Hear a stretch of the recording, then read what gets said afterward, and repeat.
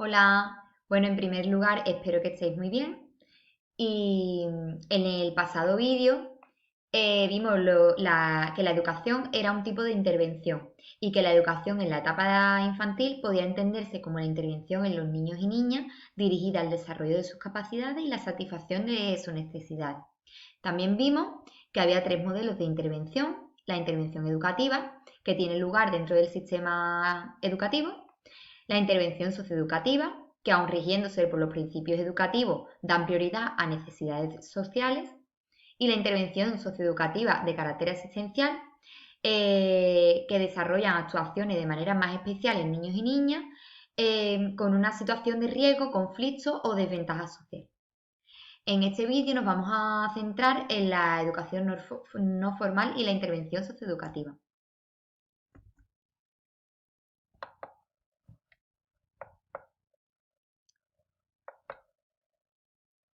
En primer lugar, vamos a ver la planificación de la intervención socioeducativa y podemos decir que la intervención socioeducativa en el plano organizativo presenta una serie de similitudes con la educación formal. Por ejemplo, el despliegue de la planificación en varios niveles, la existencia de unos documentos en los que se planifica la intervención y el desarrollo de la intervención en distintas fases. Primero vamos a ver los niveles de la planificación socioeducativa. Hay tres niveles de concreción. La planificación estratégica, en la que se definen las líneas de actuación y el plan es el documento en el que se recogen; la planificación operativa, en la que se concretan las intenciones estratégicas en actuaciones o actividades; y el programa y el proyecto son los que cumplan esta función; y las actuaciones o actividades que suponen la aplicación de las acciones planificadas. Siguiendo esta estructura, un plan se desarrolla a través de programas, de la misma manera que cada programa se desarrolla mediante varios proyectos y estos se ejecutan a través de actuaciones o actividades. Aquí os muestro un esquema para que lo entendáis un poco mejor. El plan. El plan define las líneas estratégicas o ejes generales de la actuación. Es el nivel más alto de organización y orienta y condiciona al resto de niveles de planificación. Su ámbito de intervención es muy extenso y puede estar dirigido a un territorio amplio, como por ejemplo un estado o una comunidad autónoma, o a un sector de la población en concreto, la infancia, la adolescencia, etc. Los planes se van a desarrollar a través de los programas y se concretan en los proyectos y en las actividades. Los programas concretan los objetivos del plan en una realidad determinada y para un tiempo preciso. En un programa se marcan las prioridades de intervención, se establecen los recursos necesarios y se diseñan las acciones que se llevarán a cabo de manera que contribuyan a la consecución de los objetivos diseñados en el plan. El proyecto concreta las intenciones del plan y del programa, en el que el proyecto definirá unos objetivos y establecerá los procesos y los recursos que permitan alcanzarlos a través de una serie de actuaciones coordinadas entre sí.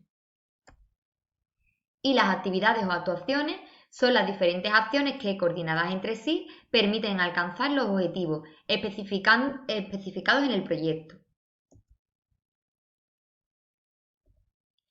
Ahora vamos a ver los documentos de la planificación socioeducativa, que, como ocurre en la educación formal, los servicios e instituciones socioeducativas deben elaborar unos documentos para organizar su proceso de intervención. Cada institución, en función de su característica y de su finalidad, establecen dos grandes proyectos. El proyecto institucional, que es en el marco de toma de decisiones sobre la intervención socioeducativa que la institución llevará a cabo. Y el proyecto de intervención, que es el documento en el que se relacionan las actuaciones o actividades que llevará a cabo el centro durante un periodo determinado.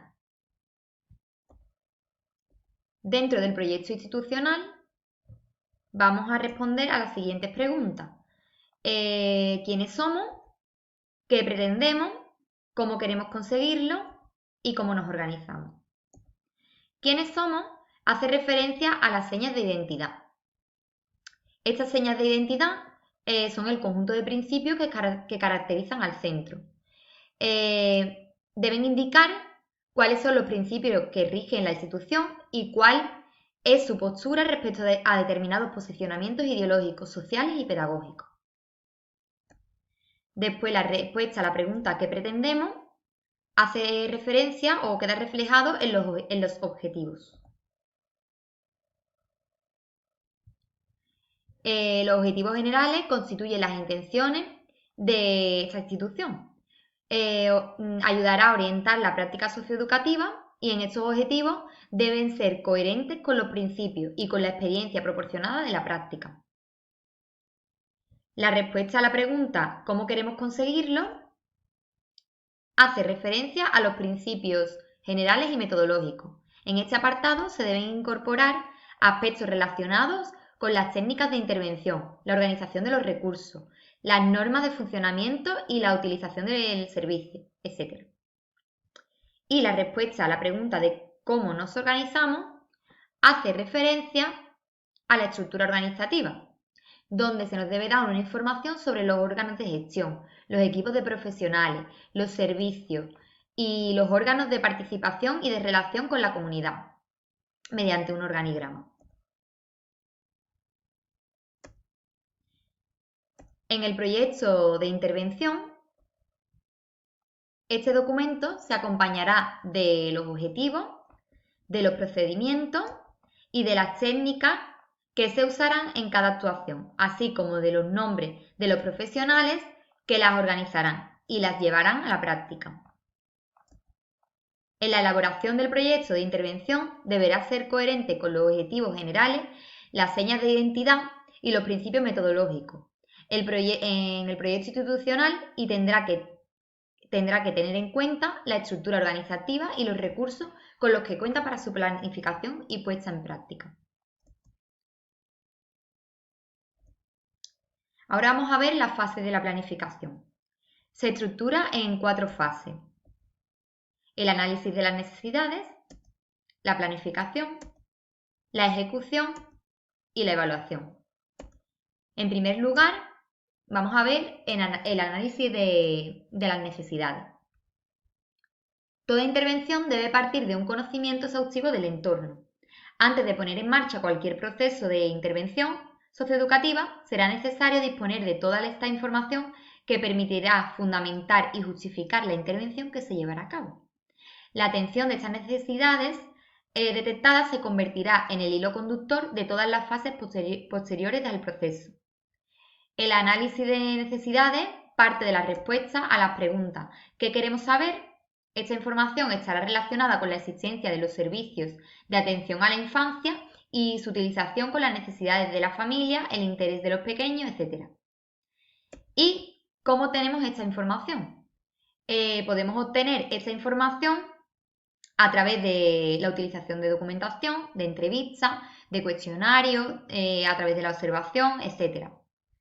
Los datos recogidos del análisis de necesidades permiten entrar en su valoración para establecer un diagnóstico de la situación, a partir de la cual estaremos en condiciones de planificar una serie de actividades que respondan de la forma más satisfactoria posible a las aspiraciones de los pequeños y de su familia.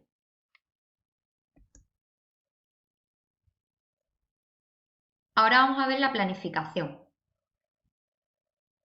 Planificar significa diseñar previamente unas actuaciones para dar respuesta lo más adecuadamente posible a las necesidades detectadas y dar respuesta a las siguientes preguntas: ¿qué queremos conseguir? ¿Qué necesitamos para conseguirlo? ¿Y cómo lo vamos a conseguir?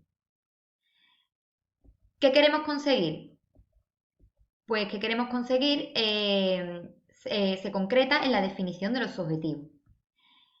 Redactar estos objetivos debe reflejar las metas que se pretenden alcanzar con la intervención.